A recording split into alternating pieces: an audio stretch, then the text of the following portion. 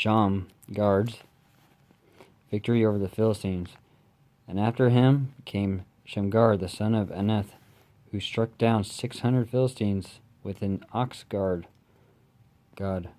And he also served Israel.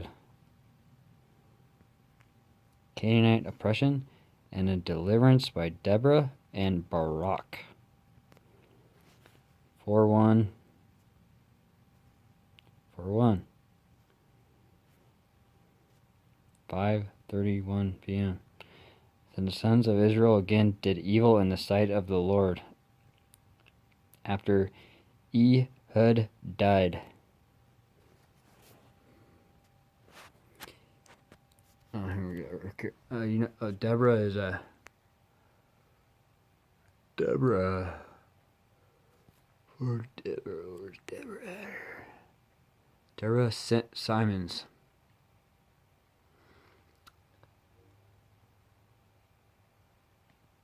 To intent to nominate Deborah. Or she's on the board, so Deborah and Barak. Barak and Deborah.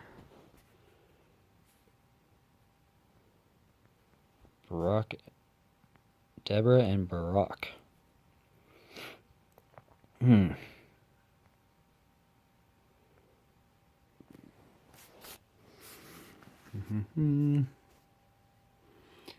the Lord sold them into the hand of Jabin, king of Canaan. Remember, Canaan's not good. For what does it say here on the little note?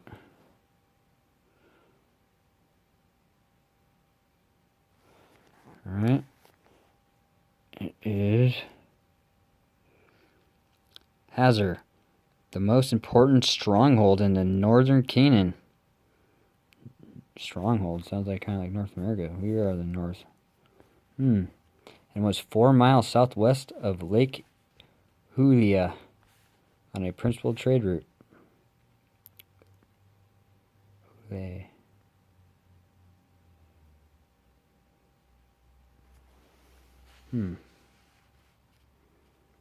and the Lord sold them into the hand of Jabin, king of Canaan, and who reigned in Hazor, and the commander of his army was Sisera, who lived in Hagohim. Trying to get the right pronunciation. Hagohim. And the sons of Israel cried to the Lord, for he had 900 iron chariots. 900 iron chariots, And he oppressed the sons of Israel severely. For 20 years he did. Whoa. Now Deborah, a prophetess, the wife of Lapideth, was judging Israel at that time. And she used to sit under the... She was judging Israel, for she is the... She is the... He's on the board, so I guess he's a judge. Okay. And 900 iron chariots. Okay, now Deborah, a prophetess of the wife of Lapideth, was judging Israel at the time, and she used to sit under the palm tree at Deborah between Ramah and Bethel in the hill country of Ephraim. And the sons of Israel came up to her for judgment.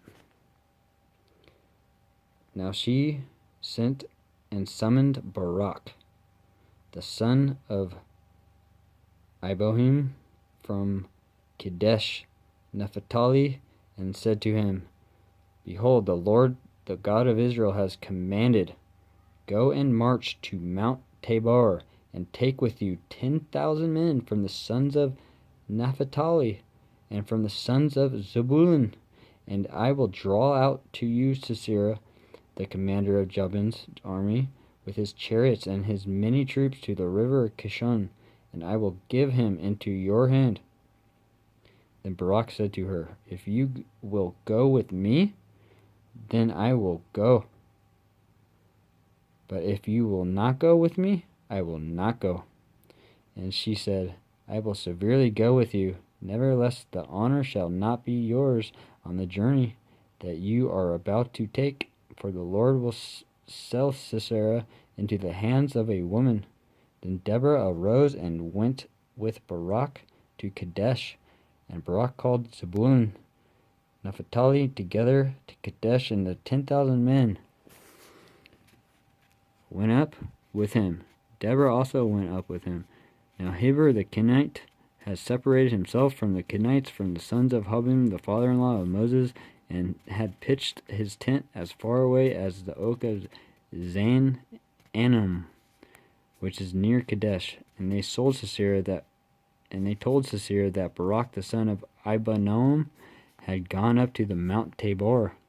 And Sisera called together all his chariots, 900 iron chariots, and all the people who were with him, from Hareshes Hagoyim to the river of Kishon. And Deborah said to Barak, Arise, for this is the day in which the Lord has given Sisera into your hands. Behold, the Lord has gone out before you. So Barak went down from Mount Tabor with 10,000 men following him. And the Lord, Barak's the leader, and the Lord routed Sisera and all his chariots and all his army with the edge of the sword before Barak. And Sisera aligned from his chariot and fled away on foot. But Barak pursued the chariots and the army as far as the Haroshishim, Agahim, and all the army of Sisera fell by the edge of the sword. Remember, the sword is the word of God. Not even one was left. Now Sisera fled away on foot to the tent of Joel, the wife of Heber the Kenite, for there was peace between Jebus the king of Hazor and the house of Heber the Kenite. And Joel went and met Sisera and said to him, Turn aside, my master. Turn aside to me. Do not be afraid. And he turned aside to her into the tent, and she covered him with a rug for protection. And he said to her, Please give me a little water to drink, for I am thirsty. So she opened a bottle of milk and gave him a drink. So she covered him. And he said to her, Stand in the doorway of the tent, and it shall be, if anyone comes and anyone requires of you, and says, Is there anyone here? That you shall say, No. But Joel Heber's wife took a tent peg and seized a hammer into her hand, and went secretly to him and drove the peg into his temple.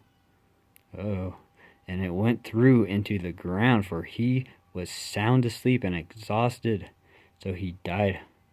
And behold, as Barak pursued Sisera, Joel came out to meet him and said to him, Come, and I will show you the man whom you are seeking. And he entered with her, and behold, Sisera was lying dead with the tent peg in his temple.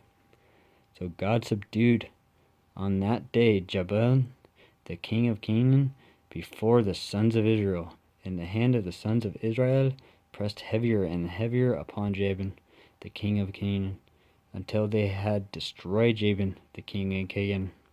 The song. Then Deborah and Barak, the son of Abinoam, sang in that day, saying that the leaders led in Israel, that the people volunteered, Bless the Lord. Hear, O king, give ear, O rulers. I to the Lord I will sing. I will praise to the Lord our God of Israel.